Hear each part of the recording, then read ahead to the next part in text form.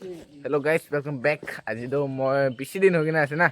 Blog V দিয়া নাই। আজি মই চাৰ্চতে যাই কিনে আছে আৰু আজি তো মই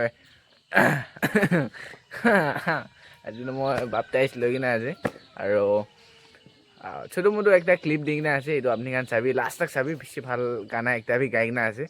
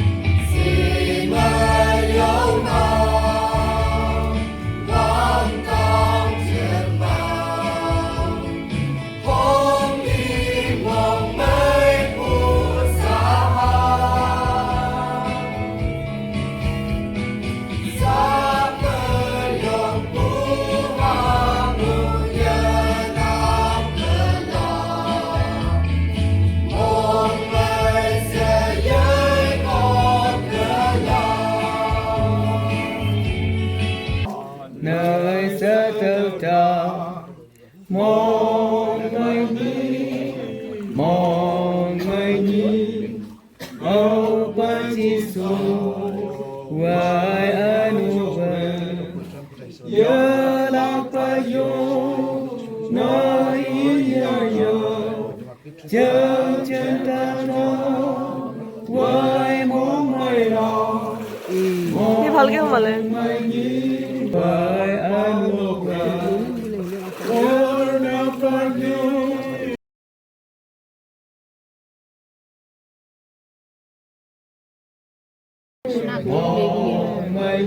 Dia ada malah jadi. no matter อีคำเชิงทางเท้าไทยมองไม่เห็น Ini bayu kita rasa bayu.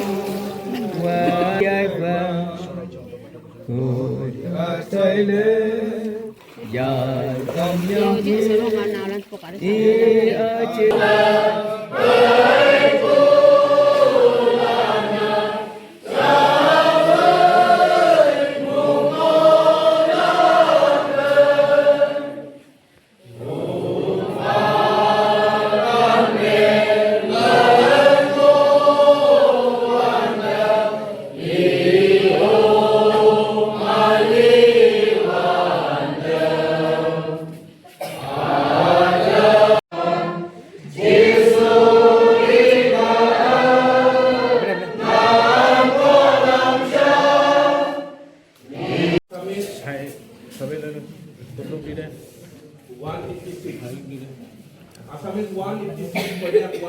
একেলগে পাব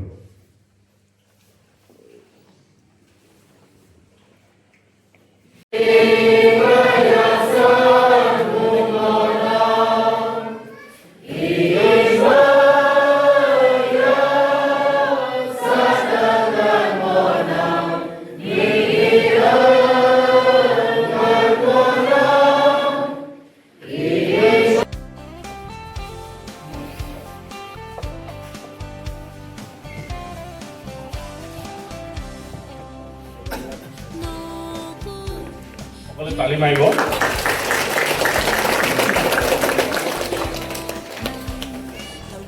প্ৰিন্স কন্যাক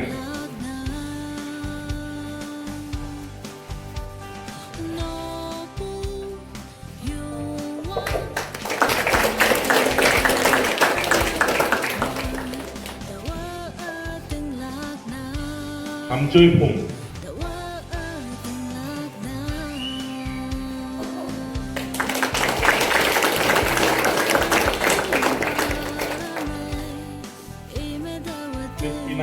ক্ৰিস্পিনা তপ্ন পুৱাবিলাকে বহিলে হ'ব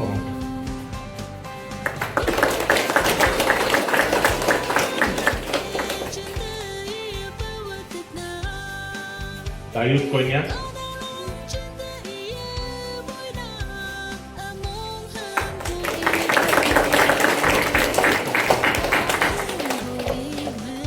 মংয় কন্যা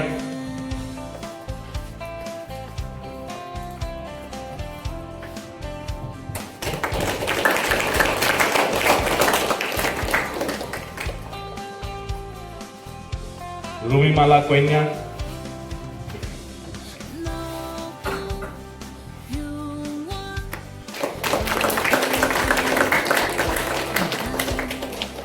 আফুক কন্যা